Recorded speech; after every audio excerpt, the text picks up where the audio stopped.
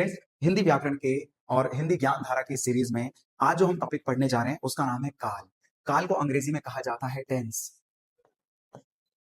और फ्रेंड्स, काल का जो शाब्दिक अर्थ है वो होता है समय, यानी काल को हम समय भी कह सकते हैं।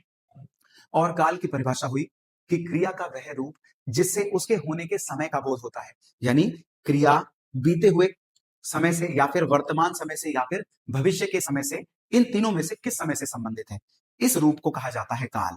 लेकिन फ्रेंड्स, केवल काल की इस परिभाषा को और ज्यादा बेहतर बनाने के लिए हम इसको तीन रूपों में पढ़ सकते हैं। एक है समय,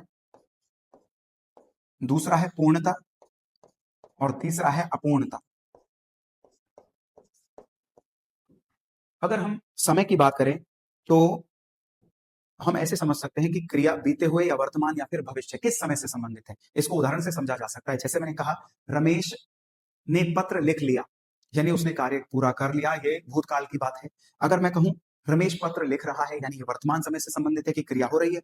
और अगर मैं कहूं रमेश पत्र लिखेगा, तो ये उसकी क्रिया के तीन अलग अलग समय को दर्शा रहा है, एक भूतकाल को, एक वर्तमान काल को और एक भविष्य काल को। तो इस तरह से हम समय का अध्ययन कर सकते हैं काल के माध्यम से। दूसरी बात, हम क्रिया की पूर्णता और अपूर्णता का बोध कर सकते हैं। अगर पूर्णता की बात करें तो जैसे मैंने कहा कि रमेश ने पत्र लिख लिया, यानी यहां पर कार्य पूर्ण हो गया। और अगर मैं कहूं रमेश पत्र लिख रहा है, तो यहां पर कार्य की अपूर्णता है।